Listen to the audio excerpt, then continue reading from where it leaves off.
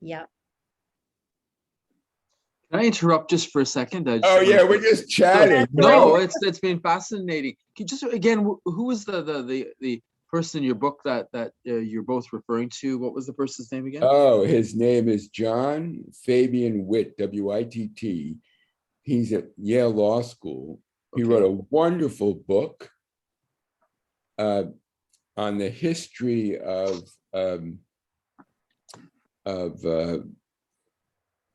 American views on restrictions in war on civilians and others. It's called Lincoln's Code. And it's a wonderful history. Yeah, it's an amazing book, and it's about Francis Lieber's imprint. So you have the Geneva Conventions that develop, but you also have a strain of law making in the US that comes out of the Civil War, inspired by Francis Lieber. And so he talks about that strain of thinking. And that's what I'm going to mention this in my 10 minutes today, the competing theory. Yeah. And when we go through the discussion, feel free to actually jump in after somebody responds. Zahir, hi, how are you? Can you hear us? Can you? Hi, yeah, I can hear you. You got a good spot? Yeah, I was trying to connect through my laptop. For some reason, it's not getting through. So this is my phone. Oh, okay. All right. But you have a good connection and you look great. Okay, well, thank you very much. Fantastic. All right. So what we'll do is when I'll go on initially, introduce everybody. When we come back, so you'll have your cameras off and muted, please. And then I'll first turn it over to Jennifer. Jennifer, and then Jennifer, you're going to turn it over to Zahir. And then Zahir, you're going to turn it over to Len, and Len, you'll turn it back to me. And then once it gets back to me at the end, when we start having a little discussion, please turn on your cameras, but stay muted until you speak, if you don't mind. And at the end, would you like to have a minute or so each to wrap up? If you had any additional comments, would you like to do that? Sure. Okay, great. I'll then what we'll do is we'll go in reverse since you're going first, Jennifer, Zahir, and then Len. Then we'll go in reverse at the end. Len, you'll go first, wrap up comments, and Zahir, and then Jennifer, and then I'll make a couple of minutes just to thank you and close. Does that sound okay? That was good. And I'll try to take my own advice and mute myself, and I'll turn my camera off too. So the only person that will be on in camera and muting and unmuted will be the speaker until we get to the discussion. And then we'll all be on camera, but we'll still be muted until we speak. All right, good. Hi, everyone. Sorry, I had some technical difficulties, but I'm on. I just had a few things I wanted to double check. So the speaker order, can you confirm that real quick? Jennifer, Zahir, and Len. Okay, cool. And does anyone have PowerPoint slides?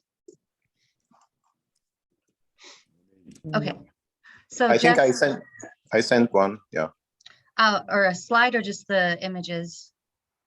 The images. Yeah, okay. I have your images ready to go. So I'll just real quick go through those to make sure it looks the way you want. So these are the first two images, second two, and then the video. I have to double check the sound works. There's sound, so let's see if that. Is it okay if the sound doesn't come through, or do you need the? No, I mean, the sound may not need, it's not as important as the image itself. Okay, I'll see if I can make that work, but sometimes it just doesn't. I was having issues with sound in general, just getting online, so it might not work. But then here's the next video.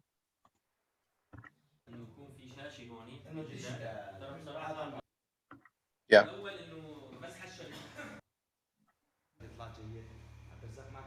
Yeah, this is the Central Cave Hospital. Those are the videos. Do you want me to wait till you say anything before I move to the next one, or just kind of go through them? Yeah, I mean, after each one, I can provide maybe a couple of seconds description of what we're seeing, and then to the next one. Okay, sounds good. I'll just follow your cues. So I was trying to connect through my laptop, which is easier for me than holding my phone. Is there any particular thing that I need to do? Because I tried to click and it didn't go through. I'm not sure how you usually use Zoom on your computer, right? Right, like anything else, you know. So I was click to join, and then it directs me to Zoom, and then nothing happened. I tried to launch meeting, it doesn't go through. I honestly don't know. We've been having some technical difficulties with this call in general. Perhaps if you try again real quick, it might work. I had to restart the meeting because some people weren't hearing any sound. But if you want to try logging out and logging back in one more time, we can see if that works. Logging out, you mean from the phone? And then, yeah, or you could leave your phone logged in even and just try logging in from your laptop with the same link one more time. okay. I could Let's also try. potentially create a different link. Maybe it's the link, but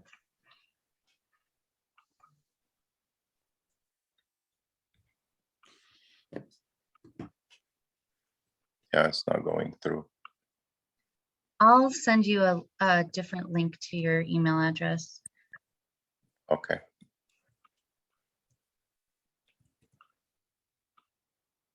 Technology is always You has know, some. 2 years of Zoom, you would think all the problems would be solved. Yeah. So Jennifer, I know you don't have any slides, and I believe in Len. Do you have slides? No, No slides. Okay. and just to be sure, when we start, we should be on, turn off our video, except when we speak, is that it? Yes, please. Yeah, if you just turn off your video. So when I'll introduce everybody, you do not need to turn. You'll keep your video off and be muted, and then when I'll go to Jennifer first, and Jennifer, you'll turn on your video and unmute yourself. I will unmute myself and shut my video down. And then at the end, when we all come back, we'll all turn our video cameras on, but we will remain muted until a person speaks. So if I'm going to ask Len a first question to you, then you will just turn your audio on. But the cameras, all of us will be on the camera for the duration of the Q&A and the discussion. Dr. Saul, Yeah, I'm here. I'm not able to add. Oh, I'm did you connected. log in? Oh, okay, Yeah. great, cool, looks good. Cool, so I think we are set to go. I'll be sharing the title slide and Dr. Martin will do the introduction, then pass on to each speaker. Then for the group discussion, you all can turn your videos on, and then I'll put up this slide for the Q&A so people can have some background on who they're listening to again. But any more questions before we dive in? I cannot see my picture. Am I center? Your video as you're on now? Yeah. It should show in gallery view. Probably when I turn mine off, it'll show yours because I think it only shows 4 at once. Do you There see you go. yourself? Yeah. Okay. And we have it so it only shows people's video. So if you are speaking but don't have your video on, you won't show up. So it's best to have your video on when you're speaking. But we should be set. When we hit the top of the hour, I'll just give you a little warning and then I'll hit start webinar, and then Dr. Martin will count in his head before he begins speaking.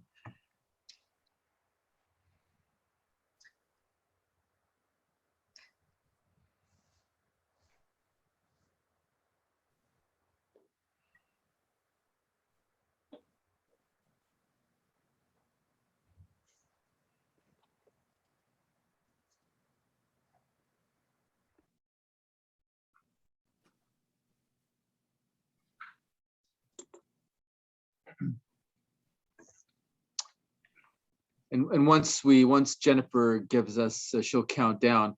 I'm going to wait about 10 seconds and then we'll start. And of course, the whole webinar is an hour in duration. And again, I'll leave everybody a minute or so at the end just to wrap up any additional comments you may have or any points you wish to emphasize. So I'm very much looking forward to this. This is going to be great. Thank you.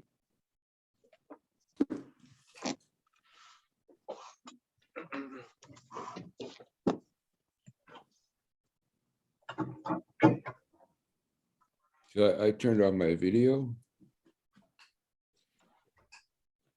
No, you can keep the video off, Len, and muted. And then when you come back to speak, you'll turn both of them back on. And then when you turn it to Zahir, you'll turn your video off and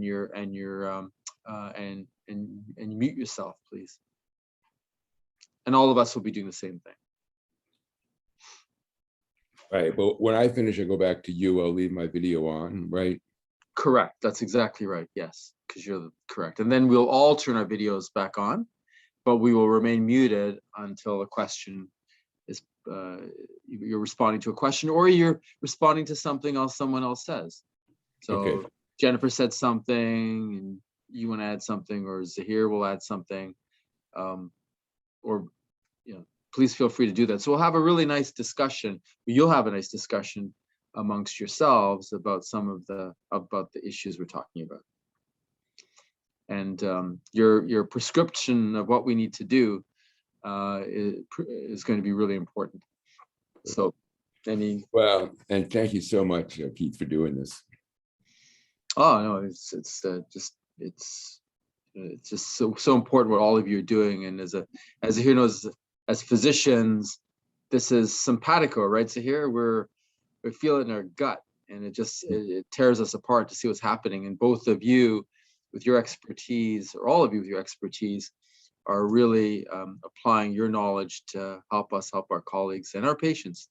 So we really, really appreciate it in ways that we cannot express.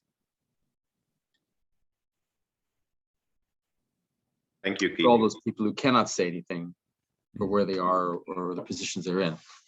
So. I think it's it's so important, but also sometimes it sounds like it's so distant, especially if you're in the US or Canada or the West, where you have no targeting of healthcare and things like that. So it always looks like it's a very distant, but we have to bring it alive. And the book will, definitely helpful. But I think people might understand a little better now with with COVID, because they've at least seen the harassment.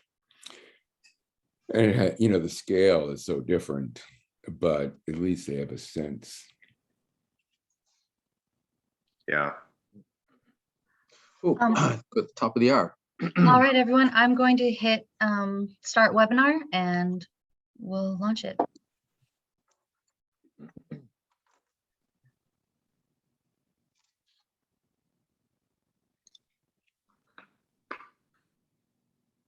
Hello, everybody. I'm Dr. Keith Martin, the Executive Director of the Consortium of Universities for Global Health here in Washington, D.C.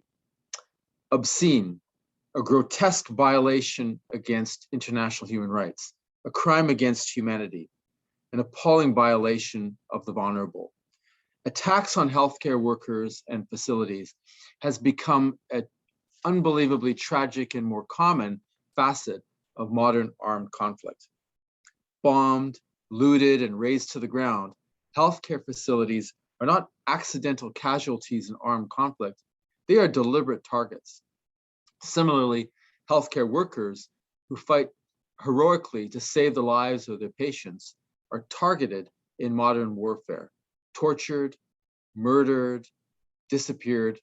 They have become deliberate casualties of war targeted for their life-saving work in an effort to terrorize civilian population. This came out in many ways, but some of the most egregious examples of where in Syria, where Russian bombers would bomb a civilian target and loop around and wait for first responders to come to the aid of those who were injured or dying, and then bomb that area again to kill those first responders. Unbelievable and unspeakable cruelty. We have a responsibility to protect, but we don't have an obligation to protect. We have rules, such as the Geneva Conventions, international health laws, but those laws are being shredded. We have three outstanding speakers today who are going to share the normative situation we have today, the situation on the ground, and what we can do to address it. And all of us can get our backs into advocating for what's necessary to end impunity and do our best to stop these egregious violations of human rights. Our first speaker will be Dr. Jennifer Welsh. Dr. Welsh is the director of the Center for International Peace and Security Studies at McGill University, and she'll be followed by Dr. Zahir Sahul. Dr. Sahul is a physician. He's the president and co-founder of Med Global and has spent considerable time in war zones tending to the injured. Professor Len Rubenstein is the director and program on human rights, health, and conflict at the Johns Hopkins School of Public Health, and the author of this outstanding book called Perilous Medicine that I encourage you to buy and take a look at and read. It is truly a wonderful example of Dr. Rubenstein's work. So with that, I'm going to turn it over to Dr. Welsh. Remember to get your questions ready, because there'll be an opportunity for you to ask the panelists your important questions about this important issue. Dr. Welsh, welcome, and I'm turning the floor over to you. Thanks very much, Keith. It's a pleasure to be here. And it's an important opportunity to reflect on a practice which, if we simply looked at the laws of war and their history, we would have thought would be something that had faded away. But as the next two speakers have amply showed through the work that they have done and the experiences that they've engaged in, attacks on healthcare facilities and healthcare workers remains a hugely significant issue. And it really shocks the conscience of many of us, given the laws and frameworks that we have. I think for many of your listeners, the period of the pandemic has provided just a glimpse of some of the problems that can occur when healthcare facilities and healthcare workers are subject to harassment or attack. But of course, in conflict zones, these kinds of perilous situations are at a much grander scale. So what I wanted to do in the short time that I have is talk a little bit about the normative framework that has developed around protection and how we might think about it in this context. Secondly, thinking about strategies for addressing these attacks through the lens of conceptualizing them as crimes. So what does it mean to say that these acts are criminal? And then lastly, just to reflect a bit more on the changing nature of contemporary conflict and how we might develop solutions that address the very specific context we're in today. So firstly, with respect to the normative framework, at the end of the 1990s within the United Nations system, there was a recognition that despite having codified international humanitarian law, we had a worrying lack of compliance with those principles by warring parties to conflict. There was a lack of commitment. So the need was not for new law, for more treaties, but for greater willingness and capacity to actually honor those pre-existing obligations. And so through the protection of civilians framework within the United Nations Security Council, which was launched in 1999, we began to see the protection of civilians become part of the core business of the UN Security Council. You might have thought that it already had been, but it hadn't, that the council had not seen it as its core job to think about the protection of civilians and civilian infrastructure. So through Security Council Resolution 1265 and subsequent activity on the part of the council, there were two real priorities that were singled out. One was enhancing and ensuring respect for international humanitarian law. And the second was the facilitation or greater facilitation of the delivery of humanitarian relief. But, and I think this is crucial for our discussions today, there were also moves taken by the council at this time to try to think more about accountability for violations of international humanitarian law and more targeted measures against those who violate it, including singling out individuals for targeted sanctions. So there is a framework within which we can begin to think about enhancing the compliance with the law of war, with international humanitarian law. One of the key resolutions that came out of that process more recently was Security Council Resolution 2286, in which council members condemned explicitly attacks on healthcare workers and called on member states of the UN to comply with their legal obligations. So let me move then to my second theme, which is around how do we move beyond declarations for greater compliance and begin to think about mechanisms for enhancing respect for the law of armed conflict. And in my work over the years on the principle of the responsibility to protect, which is more directed at protecting populations from genocide, ethnic cleansing, crimes against humanity, we began to think about a crimes lens to bring to these kinds of acts. And if we stand back and use that lens, we quickly see that crimes have three dimensions. They have perpetrators, they have victims, and they have a situation. And what we're trying to do through our different policy initiatives and advocacy initiatives is work on each of those three dimensions. So we're trying to, first of all, change the incentives of perpetrators of these acts.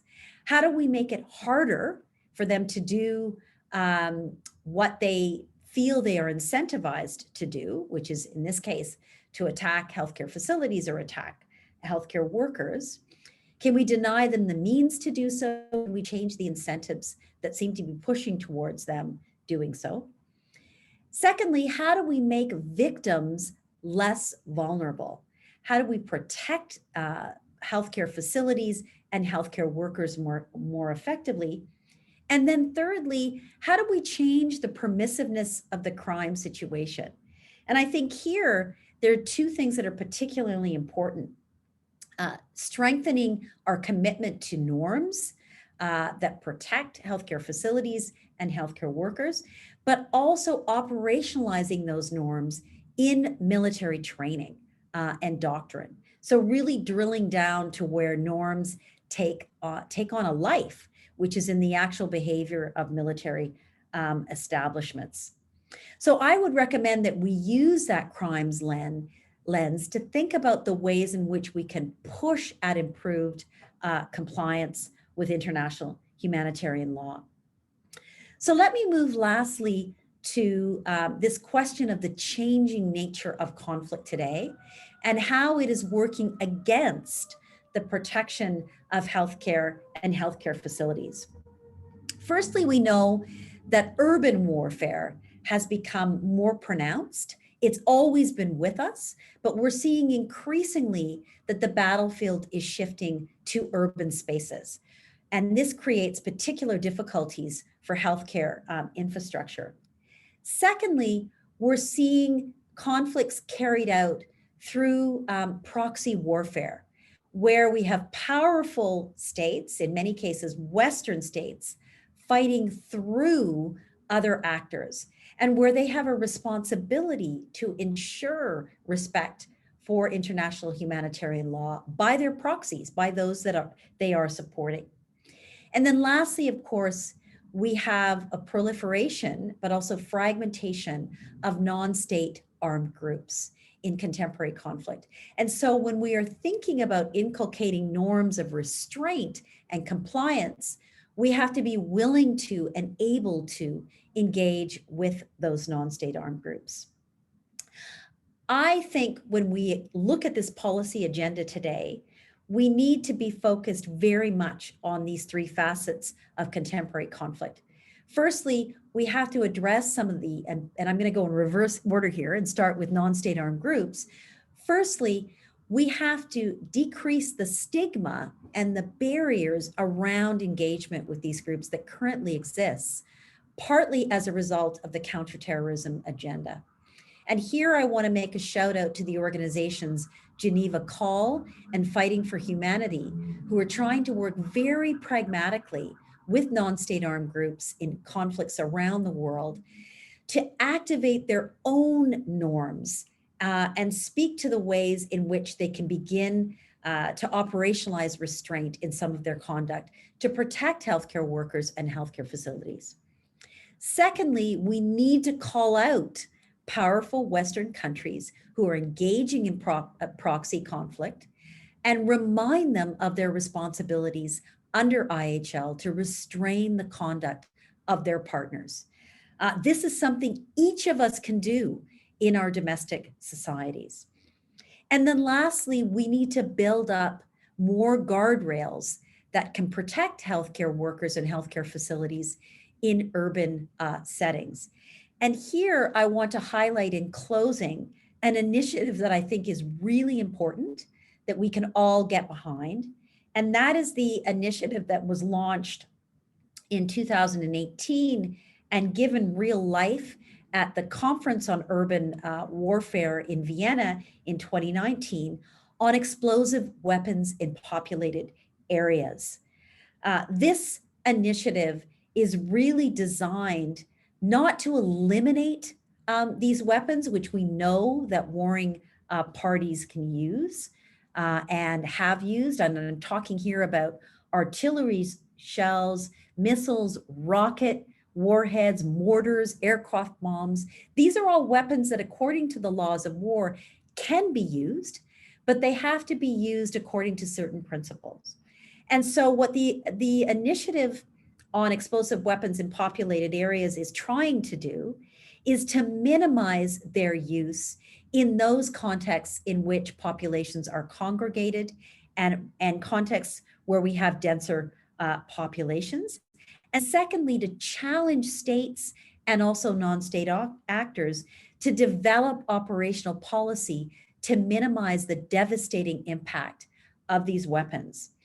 There is a process underway led by Ireland towards a political declaration, which hopefully will be realized in February of 2022. And that political declaration is going to acknowledge the impact of using explosive weapons in populated areas, really show empirically the impact, but also to call on states to develop action plans. And so I would like to encourage all of you on the call today to really lend your support to this initiative so that this particular strategy aimed at reducing devastation in urban areas is one that might help to address this devastating problem of attacks on healthcare facilities and healthcare workers. And so I'd like to turn it over to our next speaker, and I'd be happy to elaborate on any of this in our conversation today.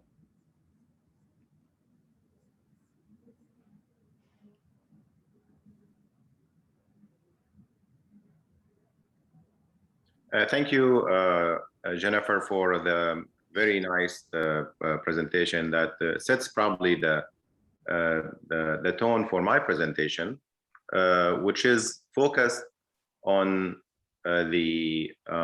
what happened in certain countries that are going through conflicts. And I'm going to be focusing on Syria, my homeland. I'm a critical care specialist in Chicago, but in the last 10 years, because of the Syrian crisis, I went back and forth and collaborated with our colleagues inside Syria and our NGOs, whether it's the MedGlobal, which is right now an organization that works in disaster regions, including Yemen, Syria, Bangladesh, Sudan, Colombia, other places, or the Syrian American Medical Society, to build resilience within local communities to provide healthcare to their communities. And I was humbled to work with heroes in Syria. I consider them heroes, doctors and nurses, respiratory therapists and technicians who insisted to provide care to their communities in spite of the war and in spite of being targeted. So how does it look for a physician or a nurse to work in disaster region or in a conflict area? And in a country that is, you have warring parties, that you have a government that is targeting hospitals and civilian areas. So these are two pictures I took myself in 2015. One of them on the left side of one of the largest medical complexes in northern Syria, Al-Kindi Hospital Medical Center. It was the largest medical center in northern Syria. It was bombed multiple times by both parties, the opposition and the Syrian regime, and then it was completely destroyed. And that was a complex that was providing healthcare to about 10 million people in northern Syria, and also training for residents and fellows. It has radiation oncology center, was the only radiation oncology in that region, and many other subspecialties that was completely destroyed. And on the right side, you will see an emergency room in one of the hospitals that I worked in Aleppo. Aleppo was under siege at that time by the government forces, and they were bombing that area multiple times. The hospital that I worked in, called M10, was bombed 17 times, 17. And eventually it was built underground, and this is how the emergency room looked like. And you have these sandbags to protect doctors and hospitals. Next, Jenna. So not only doctors and hospitals and nurses were targeted, but also ambulances, which is of course against international humanitarian law. So this is one of the ambulances victims of being targeted mostly by the Assad regime. Jennifer mentioned armed groups, but in Syria, the main culprit of attacking healthcare providers and hospitals is actually the government.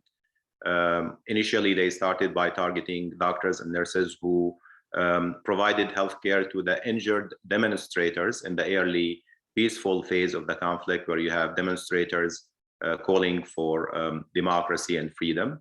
Doctors helped treating the injured. The injured were the victims of bullets of snipers, government snipers.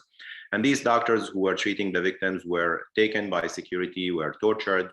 Some of them were killed, and some of them were forced to flee. One of them actually eventually made it to the United States as a refugee. Some of you probably know him. His name is Dr. Firas. So he was an anesthesiologist in Harasta. He provided healthcare to his neighbors who were injured by the security apparatus, by bullets. And then he was taken to the prison for 10 months. He lost 50 kilograms. He was tortured. He saw unimaginable violence committed against people, including healthcare providers. Eventually, he took refuge with his family to Turkey, and then he made it to the US as a refugee. He still had PTSD and fresh in his mind. On the right side, you will see Dr. Al-Hariri, who is one of the heroes of the Syrian healthcare workers, surgeon trained in England. And then he was providing healthcare to the people in Aleppo when his hospital, Al-Zarzour hospital, was bombed. And this is after the bombing. I took this picture myself. Keith mentioned the double tap. This hospital was bombed initially in the morning. And then when people gathered to take care of the victims, it was bombed again, basically to make sure that more victims are happening. And that's called double tap in the Syrian context. And he was trying to salvage some of the medical supplies in the hospital to use it for other patients. Dr. Al-Hariri eventually has to be displaced to Turkey, and he's practicing now in Turkey. Next. This is Dr. Hassan Al-A'raj, also one of the heroes of healthcare worker in Syria. I met with him in this hospital, which is typical hospital, actually. If you look at the walls, at the monitor, at the ventilator patient, he's a cardiologist in Hama. So you may think that this is a normal hospital. Next.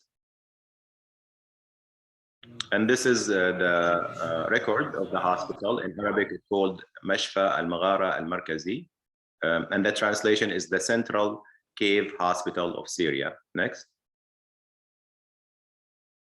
And this is how the hospital looks inside. And you see the wall, the ceiling, which is basically the ceiling of the cave. So this is a cave in a mountain that was converted to a hospital in north of Hama. Dr. Al-A'raj led this transformation and was providing healthcare to civilians in the area, and of course to the injured. You know, when people go into extreme to build hospitals in caves, that means there's something wrong with the humanity that is allowing culprit to not only target hospitals and bombing hospitals and killing doctors and targeting ambulances, but doing it over and over. According to Physicians for Human Rights, more than 580 hospitals were bombed mostly by the Syrian state and by Russia. More than 930 doctors and nurses were killed. So it was systematic. It was on a scale that we have not witnessed in the past. It continued to happen. It's led to a shortage of healthcare providers. 50%, according to the WHO, of healthcare providers in Syria fled Syria. It led to displacement of population, because imagine yourself, you're a family, and there's no clinic that treats your sons or daughters if they are sick, or if you have a pregnant woman, there's no access to a hospital that can provide delivery or simple surgeries. So the reason that we have half of the population, or one of the main reasons that we have half of the population in Syria displaced, is because of targeting of healthcare provider.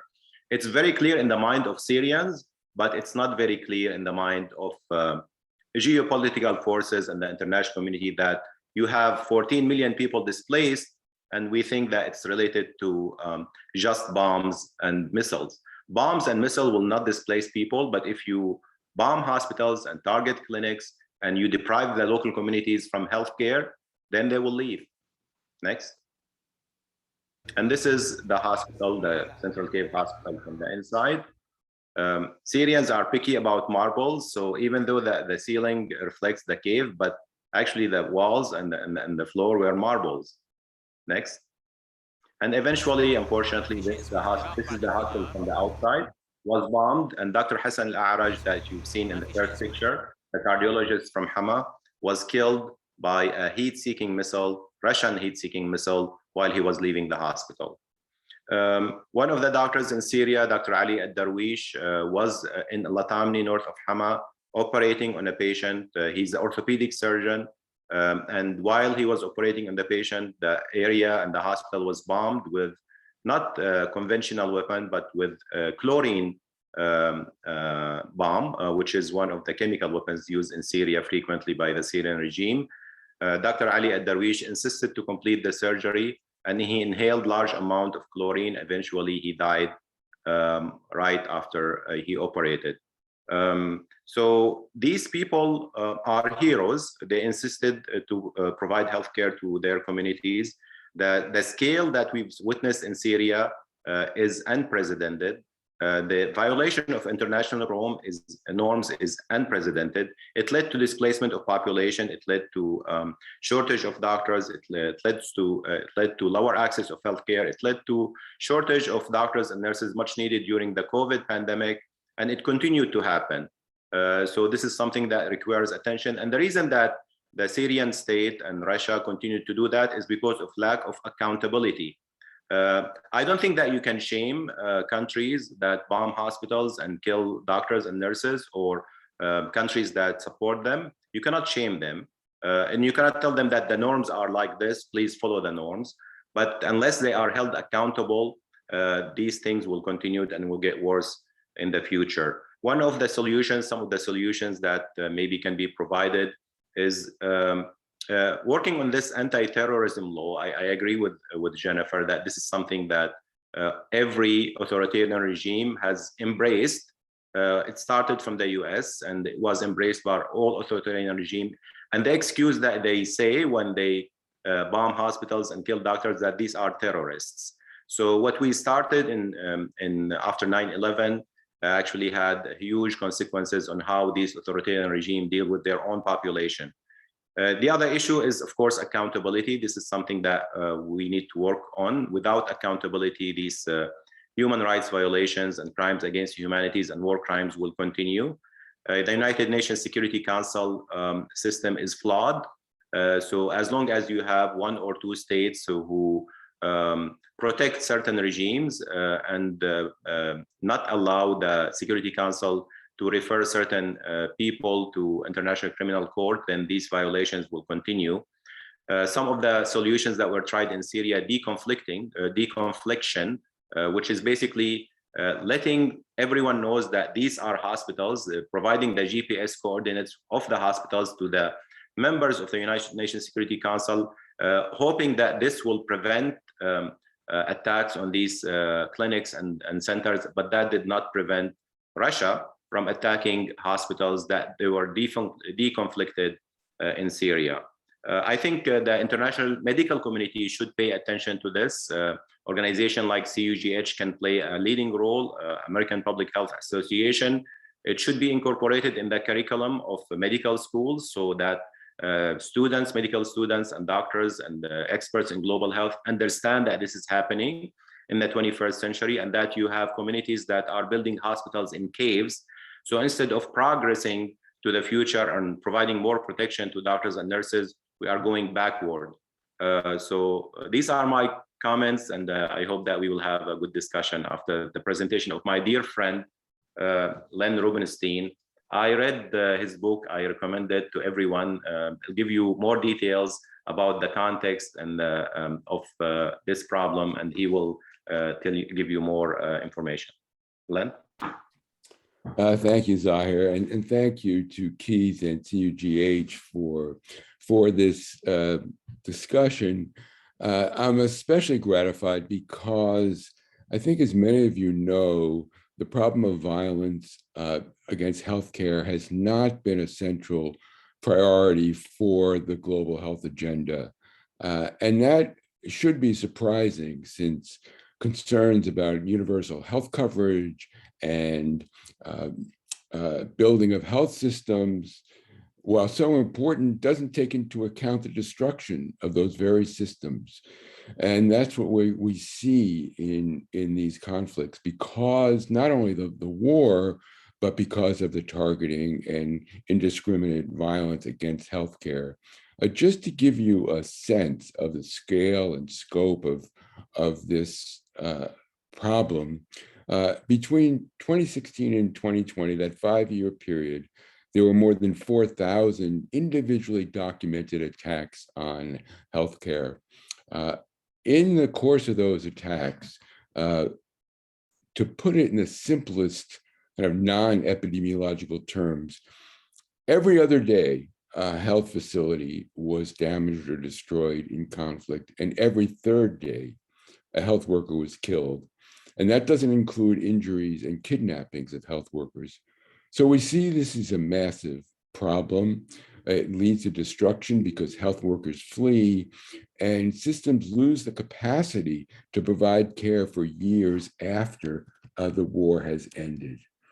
And I so appreciate Zahir for bringing home the reality of these attacks on the ground, and for Jennifer for describing some of the normative requirements to stop this. And just as a note about Syria, tomorrow, the online magazine Mother Jones is going to publish an excerpt of my chapter on Syria. So if you're interested in getting a taste of the book, I invite you to take a look. One of the reasons I wrote the book was to tell stories of people who were victims or suffering or trying to provide care in the midst of these attacks. And I tell one story of a doctor named Hassan Bayev, a Chechen surgeon, who actually saved the life of a Chechen rebel leader after he was injured by a landmine. As a result of his saving this man's life, or even treating him, the Russians targeted him. Yet at the same time, the Chechen rebels targeted Dr. Bayev for treating Russian soldiers. He eventually escaped Chechnya and actually gained asylum in the United States. So happily, he's back at his home in Chechnya. But that story could be told many, many times and with so many different variations. And I wanted to tell some of those stories. But in a larger sense, the book was an attempt not just to tell stories, but to develop a framework for understanding why the violence takes place, despite the fact that the Geneva Conventions have been around for 150 years. They started with the protection of healthcare. They've gotten stronger and stronger over the years. They're almost universally agreed to, and they're so powerful that they've become customary law, which means that everybody has to abide by them, whether they've ratified the treaties or not, and they apply as well to armed groups. So why do these attacks keep happening? It's not just that there's contempt for the law, although there is, but I think there are reasons why combatants have for attacking, and they adopt a different moral theory in their own minds of what kind of violence against healthcare is justified. And that moral theory originates with a man named Francis Lieber, who wrote at the very time the Geneva Convention was being developed and adopted in the 1860s, and actually wrote a code for the Union Army in the American Civil War. He believed that morality applied to war, and atrocities without ground, without reason, such as killing prisoners, should be prohibited. But he made exceptions if what would be otherwise violations of the protections of civilians and healthcare were permitted if it was necessary to win a just war quickly. And that's what he put in his code. And so his protection in the code for hospitals was that they're protected only as far as the contingencies and necessities of the fight will permit. Well, what that means really is that combatants can find reasons for attacking healthcare to advance their military objectives. And in my book, I developed a framework and found 5 kinds of logics to justify, in their minds, not in the law, but in their minds, attacks on civilians. One is the mandate of impartiality in treating enemies. Combatants often don't want to treat enemies. In fact, they think they shouldn't treat enemies. They think they should kill enemies and punish health workers who treat them. And that is in fact reflected in contemporary counterterrorism law that Zahir mentioned, that we justify prosecuting doctors on the ground that enemies do not meet the requirement of humanity that are the foundation of the Geneva Convention. A second logic is strategic, and that's what we see in Syria. As Zahir said, the bombing was in part designed to displace populations, and there was no more effective way of doing that than bombing hospitals and also destroying the elites that work there.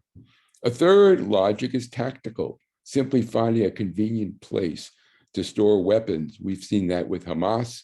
We've seen this in many conflicts where they use hospitals as firing posts for barracks or to take supplies for their own combatants.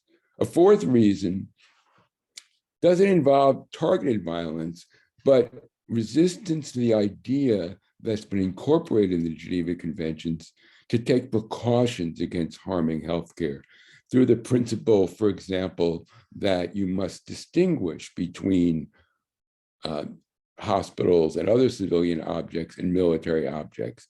And you must only use proportional attacks, even against military objects. There's a lot of resistance to that because it takes time, it takes energy, it takes commitment.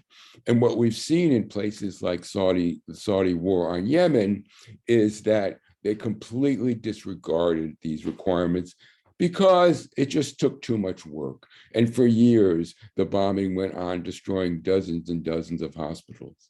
There's a fifth reason, which we see in COVID, where there's community hostility to government, which results in violence. And in places where there's already armed conflict, like the DRC, during the Ebola epidemic, the exploitation of that hostility led to community-based violence against responders. There are, of course, sources of restraint. There's leadership within a combatant force or political leadership. There could be domestic and international pressures, including accountability. And in fact, the UN, as Jennifer mentioned, adopted a resolution 5 years ago to increase the leadership and the kinds of diplomatic and legal pressures and accountability to stop the violence. But in the 5 years since, the resolution has not been acted upon. Very sensible recommendations like reforming laws, reforming military practice and training soldiers in them, conducting credible investigations, and pursuing accountability has been entirely absent. So that means a major role is needed by the global health community itself, because after all, it's our own colleagues who are at risk. They're the ones who are suffering. And so I think the global health community needs to embrace this and take steps to speak out, and particularly even to lobby when necessary for reforms, whether it's in the Congress or at the international level, for the kinds of changes which states, including the United States, have already agreed to. And it's also necessary to protect our colleagues from prosecution under these counterterrorism laws. We need to change those. And I think it's our obligation as part of the global health leadership community to provide that leadership. I also think we need to show solidarity. That has been missing. It makes such a difference when people know, even in a dangerous situation where they can't be helped, that they have some support. I remember a Syrian doctor saying to me, "We've just been abandoned. No one cares about us." I think we have to express that care in many ways. And I think academic institutions, as well as global health organizations, can really express that solidarity, help raise the visibility of the issue, and by doing so, through that solidarity, lead to some of the kinds of reforms that Jennifer talked about are necessary and that are actually contained in existing resolutions. So I'll stop there, and I think we can take questions, and I'll turn it back to Keith. Wonderful. Thank you very much, Len, Jennifer, and Zahir. That was a really outstanding series of presentations. And please, for those in the audience, please submit your questions. We'll get to choose them as many as we can. But I wanted just to start and bore down into a couple of questions. One is, I wanted to ask you, Jennifer, you made a point about removing the means, denying the means for people to exercise these gross human rights violations. I'd like to ask you that. I'd like to, and then after that, Zahir, if you could, since you've been on the ground during these horrendous situations in Syria, it fed into something Jennifer mentioned. What can we do to apply pressure to make sure that vulnerable communities in conflict zones can get the relief that they need, humanitarian relief that they need? And finally, Len, to you after that, if you could just share with everybody, what are some of the ways in which we can put teeth into, what are some of the tools, the sanctions that can be used to deal with the ones involved in proxy conflicts like Russia and Saudi? What can the international community do to try to stop them or make it very unattractive to them to support the proxy wars that they're currently engaged in? Jennifer? Yes, thanks for that question. I think the way I view this issue of means is both in kind of hard and soft terms. So in hard terms, we know that, and I'm, in my comments, I was particularly focused on the devastating impact of attacks through particular kinds of weapons. I think it's really important, as both Len and Zahar highlighted, that that's not the only peril that is facing healthcare workers and healthcare facilities. But if we focus on that for a moment, we know that weapons are provided to particular warring parties. And there are obligations that states certainly have under the Arms Trade Treaty when they are engaged in providing either certain state parties with weapons, that they are not complicit in the use of those weapons in ways that contravene international humanitarian law.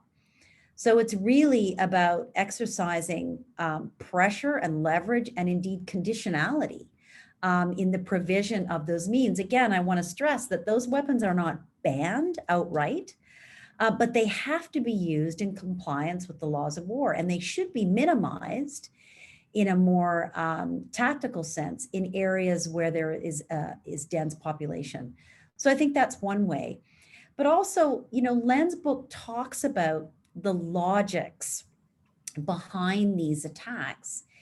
And one of the means you can think about in a softer sense is the rationale that these actors can use to justify, whether it be, trying to undermine the confidence of a population in a government, or whether it's trying to weaken civilian support for an opponent. So really, you're indirectly doing that by attacking healthcare facilities. We have to deny them the means in the sense of denying the legitimacy of that logic, of working against that logic, whether that be in doctrine or in training or in pressure, to say that this is not an acceptable way to try to decrease support for your opponent. So there's a hard and a soft element. We have to get at these logics and deny their permissibility of those logics and the calculations, I think, that perpetrators make. And I want to just add one point, and I'm really glad that Zahar raised it. And that is, when we're looking at compliance with the laws of war today, it is very convenient for sovereign governments to point their finger at non-state armed groups and to say, these are the culprits. These are the actors that are doing everything bad, whether it's Islamic State or whether it's Boko Haram or whether it's whatever non-state armed group we might want to focus on, without acknowledging that it is still state actors who are the primary perpetrators in many instances of violations of the law of armed conflict. So we need to be sure that we're not following this trend to look elsewhere, and also looking at our own military establishments or the countries that our governments support. Great. Thank you, Jennifer. Zahir, on access to humanitarian relief in a combat situation. Yes, I think this is a very important point, but I just want to comment on the last point that Jennifer has mentioned, which is how regimes learn from each other. So what we've seen in Syria, we are seeing in Myanmar, we're seeing in Ethiopia with the Tigray region. So weaponizing healthcare and weaponizing humanitarian assistance is something that became now the norm, which is a tragedy. What we have seen also in Syria, and this is related to your question, is that regimes in particular use siege tactics to deprive population from healthcare. So I was part of a group that we wrote a report about life and death in communities in Syria under siege. So how is the Assad regime and its allies used siege tactics to deprive population from vaccinations, which led to polio small outbreak in 2013, 2014. Deprive these communities from getting surgical suture sets, even baby milk that led to severe malnutrition in some areas in Zabadani and Ghouta, and many other medical supplies and medications for non-communicable diseases, for dialysis center, dialysis patients, and so forth. The only way to get to some population, and we're talking about 7 million Syrians right now, is across the border from Turkey. So that's why we have cross-border relief that started early in 2012, and then it became the law of the United Nations. But this is under threat because Russia every time put a lot of pressure to deprive these population from cross-border relief from Turkey. So that way they will become under the mercy of the Syrian regime that used routinely weaponizing of humanitarian assistance to force the population to kneel and accept its term. And this is very dangerous. This renewal of cross-border relief by the Security Council will come in June, and there should be huge pressure on Russia to not to veto this renewal. Otherwise, you're going to have 7 million people in the north of Syria under the mercy of the regime that has been bombing their hospitals and clinics and the schools and markets, and that will lead to another wave of migration or displacement of the population to Turkey and Europe. And this is something that can be prevented by applying pressure on Russia to renew the cross-border relief. And that's a good segue, Zahir, into the question for Len. Len, in terms of how do you put pressure on those who are influencing their proxies on the ground, whether in Syria, as Zahir mentioned, with the case of Russia, or in Yemen, in the case of Saudi Arabia. How do we put pressure on those big countries? Well, it's such an important question because proxy and partner warfare is becoming so important, and civil wars are being internationalized through support from proxies, whether it's by troops or arms or other forms of military support. And I'll use the example of Yemen, which you mentioned, where the United States provide billions upon billions of dollars in military aid to the Saudis, including bombs. It helped with mid-air refueling, which allowed the Saudi fighters to fly around looking for targets rather than planning targets in advance. And within months of the war, which started in 2015, it was very clear that the Saudis were bombing indiscriminately.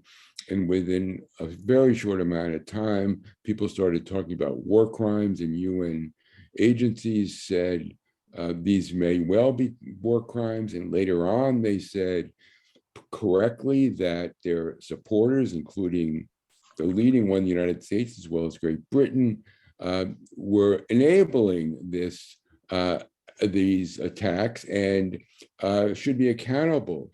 But through this time, despite the arms transfer laws in the United States, despite the requirements of the Geneva Conventions to ensure respect for the conventions, the sales continued and continued. But what did change the calculus when there was real organizing to stop the sales? And starting during the Trump administration, there was pressure placed by people in society on the Congress to prohibit arms sales, which they did. It was vetoed by Trump, so they continued. In the defense bill right now, the House has outlawed further arms transfers to the Saudis. The bill is now in the Senate. So what we see is both a complete contempt, as it were, for the requirements not to allow partners and proxies to use your weapons to commit these crimes. And yet we can also see how some organizing and constituency work can make a difference. In Russia and for Syria, it's a lot harder because you have to find groups that can influence them. And that has proved a major challenge. And certainly this country, for example, has very little influence. But it's groups like Zahir, it's groups that are trying to keep the pressure up on Russia. As he said, you can't shame them, but you have to make sure that they feel consequences for this kind of support. And of course, we need the arms trade convention to be signed as well. The United States has not joined the treaty. In fact, Trump unsigned it after Obama had signed it, and it's of course not been ratified. So there's a lot that can be done, and I think we need to work to get it done. And that's a great segue. Catherine Campos has given a question. She's a global surgeon, actually. She's studying to be one, and has a couple of really important questions that leads into from what you said, Len. The first is to you, Zahir, as to what can the NGO academic medical community do to help our colleagues, our healthcare colleagues working in conflict zones. And then Catherine also asks you, Jennifer, what can we do to put pressure on corporate entities whose products are actually supporting some of the atrocious actions we've heard about today. So Zahir, over to you first, please. Great question, Catherine. Thank you for what you're doing. One important aspect of applying pressure on Russia and the authoritarian regime is the fact that we have groups who were very silent towards the atrocities that Russia committed and the Syrian regime, because they were allied with basically what's called the progressive left in the United States and in the world. So they rushed to criticize the United States for our poor policies, which I think is right. But they are silent when these same atrocities and even worse are committed by Russia or China or their allies, the Syrian regime, Iran, and other allies. So it's very important that also people on the left take these issues as their own issues, because it's a huge, there is a huge suffering in the population because of what these countries are doing.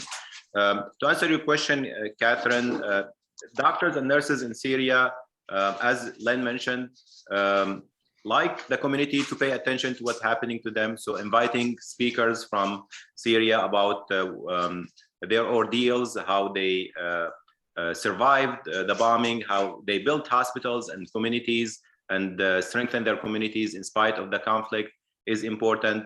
There's a lot of research that needs to be done on the impact of siege, an impact of bombing and chemical weapons on healthcare and access to healthcare. This is something that international humanitarian and medical organizations can help our Syrian colleagues, Yemeni colleagues, and other conflict areas. There is a need for a curriculum on health and conflict. I co-wrote an article about war and health, the impact of war and health. But I think these curriculums of war and conflict should be part of medical school training. Celebrities, this is very important aspects. They take many issues and they're very influential. And of course, we have influencers in social media. We have among us, I think in the audience, Dr. Conrad Fisher, who produced a movie about attacking healthcare in Syria called Aleppo, the film. We have two documentaries, The Cave and For Sama, about the attacks on healthcare in Syria. There should be more documentaries, movies, celebrities taking these issues seriously so the public and policymakers can pay attention to them. Thank you very much, Zahir. And there's a great film called The New Barbarianism by our friend Steve Morrison at the Center for Strategic International Studies next door that you were part of. I encourage, it's online, The New Barbarianism. I encourage you to take a look at it and share it.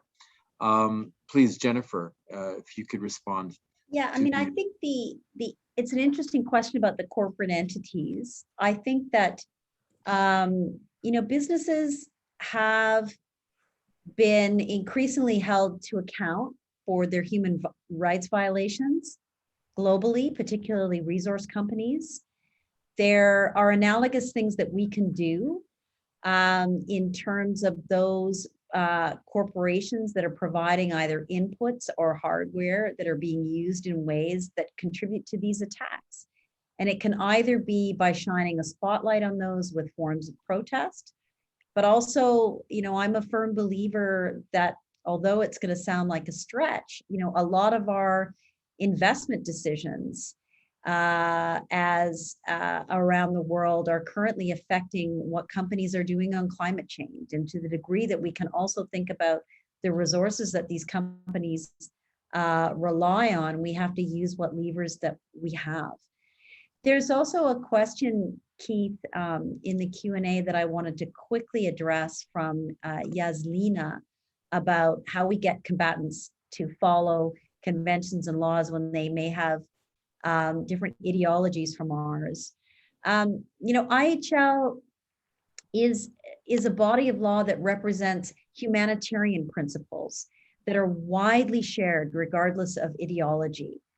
And even if you look at non-state armed groups, there's a very small set of non-state armed groups who are ideologically, deliberately committed to flouting those principles. You have a wide spectrum of motivations and structures within non-state armed groups. And some of them are embedded very closely within their communities and are also seeking a certain amount of legitimacy and standing. And I think what we've seen through the work of organizations like Geneva Call and Fight for Humanity is that those groups have their own norms and sources of restraint.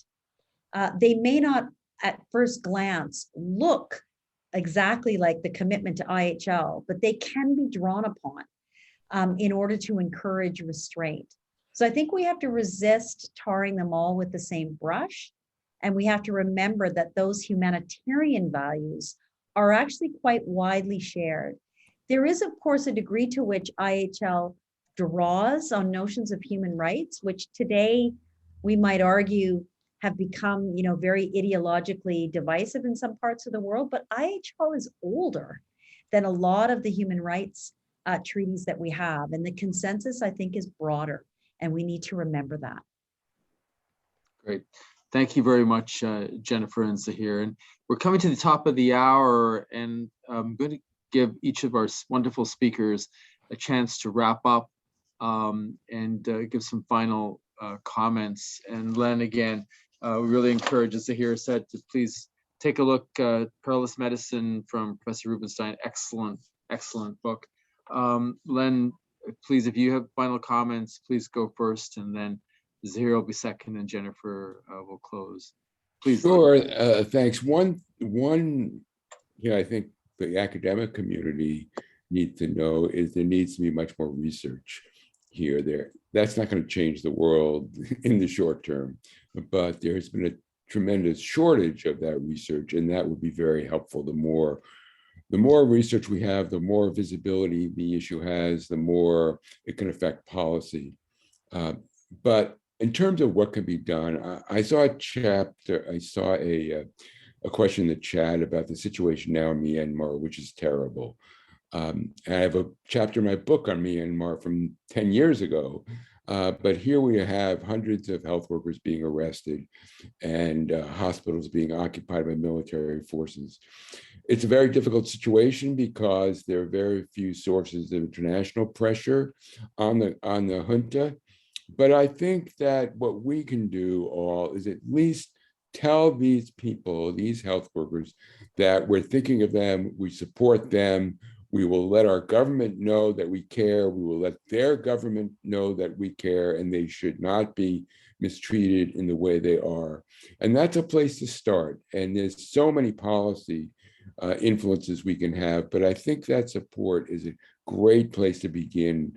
And Myanmar, as well as Tigray and Syria and Yemen and Afghanistan and so many other places are places where we can begin this work.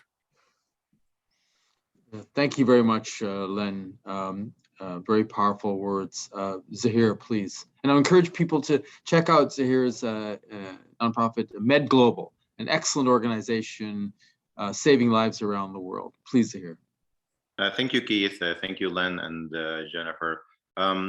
Dalal also and Jenna, who helped us in this preparation. So I think one important idea is to have, and the reason I'm mentioning this, because I received a call from one of the physicians from Myanmar asking what the Myanmari physicians can do to deal with similar issues that we dealt with in Syria a few years ago, still ongoing. So I think having a network of healthcare workers in the diaspora and inside countries that are going through conflicts to learn from each other's it is very important. That will save tons of lives. We don't have to reinvent the wheel. Some of the things that we dealt with in Syria related to siege, related to improving access, related to having creative means to get healthcare to the population in need, to training in certain issues like portable ultrasound, for example, that are small devices that physicians can deploy in many areas, dealing with limited resources that you need to use in disasters. These things can be learned if we have a coalition of countries and healthcare workers going through conflict, and maybe CUGH can play a role in coordination.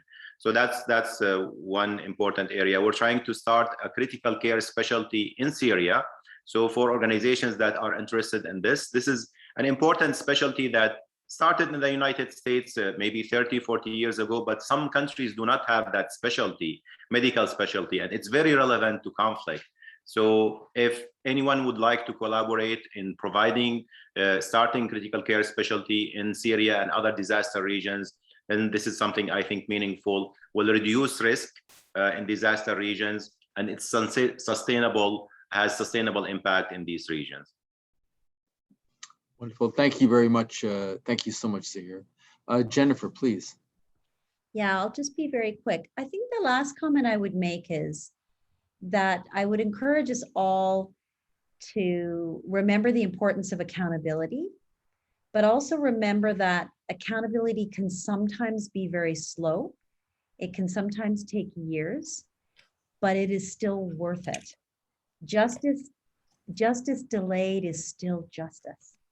And I've seen in other domains where people have been held accountable years later. It still matters.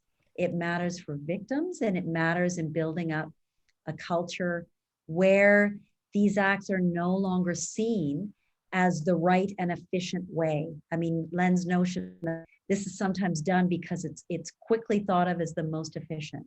And delegitimizing that means continuing to do the hard work of accountability, even when it feels slow. And it needs to be raised in every conversation, no matter how hard it is. Yeah, it's very true, Jennifer. I just really want to thank, on behalf of all of us here at CUGH, Len, Jennifer, and Zahir, thank you so much for giving such powerful, erudite, and knowledgeable advice to the global health community. What we can do to join you to be able to help our colleagues abroad and to protect innocent people in conflict zones when they are at their most vulnerable. And I think all of us heard your powerful comments of this current situation, the normative situation we have, and what we need to do to be able to change the current structure and be able to shine a light. And as you all mentioned, we in the global health community have a powerful voice that we need to exercise to be able to shine a light on these atrocities and advance and advocate for the changes and actions, whether they be small or large, to be able to stop these crimes against humanity.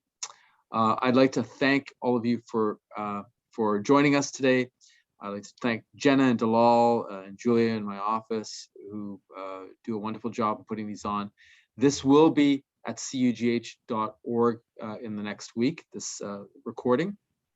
Please share it widely, as we will, because the more people that know about these issues, the more people we can get behind to stop them.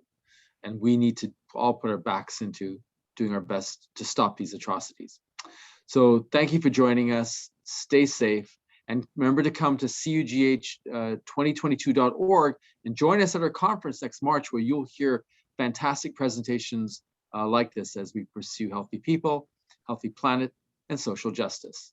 Stay well, and bye for now, and thank you.